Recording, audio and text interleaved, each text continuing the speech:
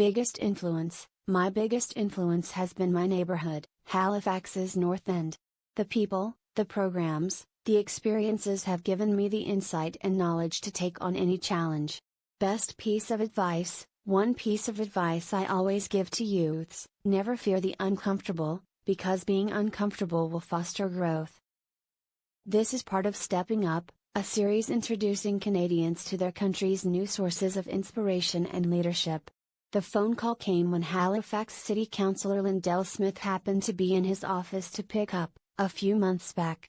A high school student on the line was confused by the city's public smoking rules and wanted to know where lighting up was legal. The boy had Mr. Smith's business card from a recent classroom visit and called the councillor to get a straight answer. Mr. Smith, 28, could barely contain his excitement over the call, though not because decoding smoking bylaws is his pleasure. Getting youth involved in local government, though, helping them see it as their own, is a top priority, and this call was proof of achievement. It's about making municipal politics accessible to folks who usually wouldn't get involved, Mr. Smith said recently of his political agenda. In the community I grew up in, you had to be a go-getter and have sharp edges. I decided to run not only to show youth in the community that you can do this, but also, I want to change the narrative. He began doing that simply by being elected. His 2016 victory was a historic win in the city. Mr. Smith became both the youngest and the first African Canadian councillor to be elected in Halifax in 16 years.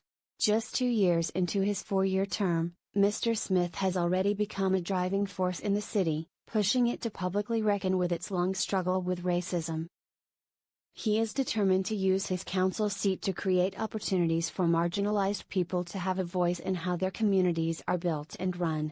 His first opportunity to make good on this arose right after he was elected, despite having no previous political experience and despite, he said, looking like what one voter described as a gangster rapper.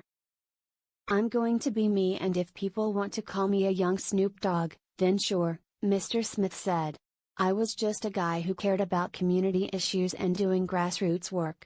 Still learning the ropes, Mr. Smith was approached by a retired city employee who asked him to get answers on a confidential report the city had quietly commissioned in 2016 to identify workplace abuse and barriers, including anti-Black racism, sexism and nepotism, affecting city staff.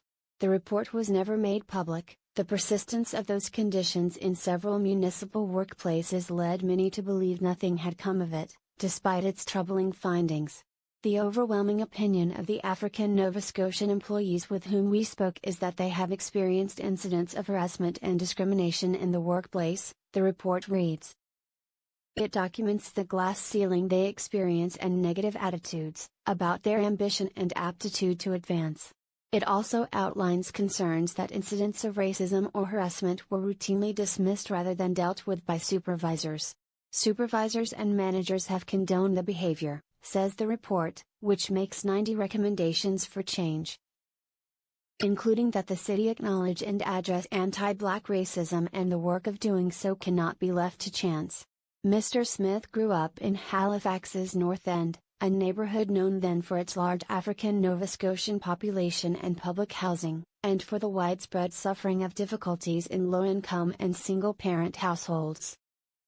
With several family members who worked for the city, Mr. Smith had worked at a city-run library himself. He had long heard anecdotal reports of racism in the workplace. Word of the report galvanized Mr. Smith, who was determined to hold the city to account on its findings. What unfolded was a difficult, 9-month ordeal. African Nova Scotian city employees protested alleged workplace racism on the front steps of City Hall. At the same time, outrage mounted after a human rights board found the city liable for racism, harassment, discrimination and abuse suffered by transit workers in the mid-2000s. The city apologized publicly. In-camera discussions were held about how to fix the problem for good. A number of initiatives resulted, including a confidential hotline for employees to report abuses. Council ultimately voted in favor of receiving quarterly public progress reports on racism, sexism and harassment within the municipal workforce. While not all of this was Mr. Smith's direct doing, He is connected to much of the behind-the-scenes work to keep the cause's momentum. I've been able to get the conversations had, he said modestly.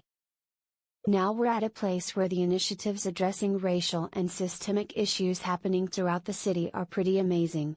The fact that Mr. Smith has been able to spark meaningful change so quickly in the city has resonated in his ward. There's a level of inspiration that has been sparked in many of our youth, said Rodney Small, who grew up in the same neighborhood and now does community development work with Mr. Smith through ONE North End, a community unity initiative created to help residents grapple with rapid gentrification. Getting Lindell into that council seat said a lot to our youth who may not have believed this was something they could do, Mr. Small said. We will see youth put their name forward to join these conversations.